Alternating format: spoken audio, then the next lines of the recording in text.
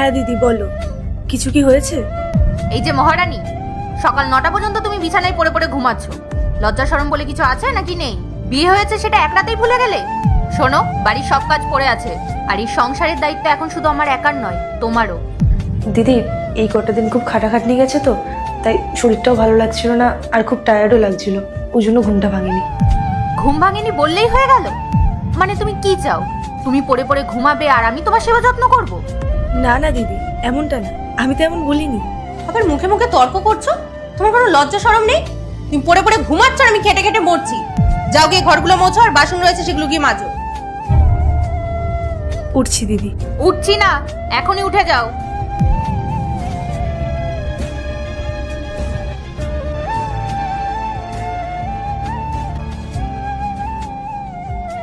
আরে এ কি, এগুলো কি করছো তুমি? তুমি এখানে এইভাবে ঘর মুছছো কেন? বাড়ির কাজ তো বাড়ির বউদেরকেই করতে হয়, তাই না বলো? বৌদি, এসব কি? তুমি সবাই বসে বসে ফোন কাটছো আর ওকে দিয়ে কাজ করাচ্ছো? হ্যাঁ, তাতে কি সমস্যা? সবেমাত্র আমাদের কালকে রিসেপশন গেছে, আর এখন তুমি ওকে দিয়ে কাজ করাচ্ছো? তোমার লজ্জা লাগছে না? কেন লজ্জা করবে? আর ও তো বাড়ির বউ। বাড়ির বউ বাড়ির কাজ করবে না তো কে করবে? আর শোনো, এতদিন কিন্তু আমি একাই এই বাড়ি কাজ করতাম। কি হয়েছে? বাড়িতে তো চিৎকার চেঁচামেচি হচ্ছে কেন? আরে দেখ না দাদা, কালকে আমাদের রিসেপশন গেছে আর বৌদি এখন ওকে দিয়ে সব কাজ করাচ্ছে। আরে এতে প্রবলেমের কি আছে আমি তো এটাই বুঝতে পারছি না। এতদিন তো বাড়ির কাজ আমি একাই করতাম, কই তখন তো তোমরা আমাকে কেউ এইভাবে বলোনি। পূজা, ভাই তো ঠিকই বলেছে, তুমি ছোট বৌমাকে দিয়ে এখন এই সমস্ত কাজকর্মগুলো করাচ্ছ। ক্ষমা চাও ওর কাছ থেকে। আমি কেন ক্ষমা চাইবো? দেখলি দাদা, আসলে বৌদি আমাদেরকে সহ্যই করতে পারে না। পায়েল, আসো তুমি আমার সাথে।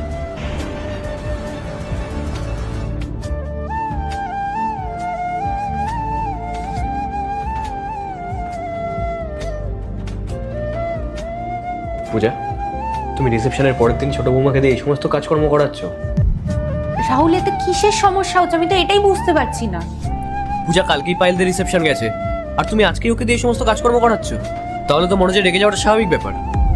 তুমি যাও, গিয়ে ওর কাছ থেকে ক্ষমা চাও। রাহুল, আমি কোনো ক্ষমা টমা চাইতে পারবো না। এরপর কি হয় সেইটা দেখার আগে আল্লাহর এই ভিডিওটা দেখে যে সরে যাবে তার মনের আশা পূরণ হবে না। আল্লাহর এই ছবিটা দেখে চ্যানেলটা সাবস্ক্রাইব করতে হবে এবং ভিডিওতে লাইক করে দিতে হবে, তাহলে তোমার মনের আশা পূরণ হয়ে যাবে। আর অবশ্যই অবশ্যই এই চ্যানেলটা সাবস্ক্রাইব করতে হবে। তুমি কি ভুলে গেছো? বিয়ের পর কিন্তু সেম জিনিসটা আমার সাথেও হয়েছিল। কই তখন তো তোমরা এরকম কেউ আমাকে বলোনি। তাহলে তুমি কি চাও? তোমার সাথে যে অন্যায়টা হয়েছে সেই সেম জিনিসটা ছোট বৌমার সাথেও হোক? আমি কিন্তু একবারও সেই কথাটা বলি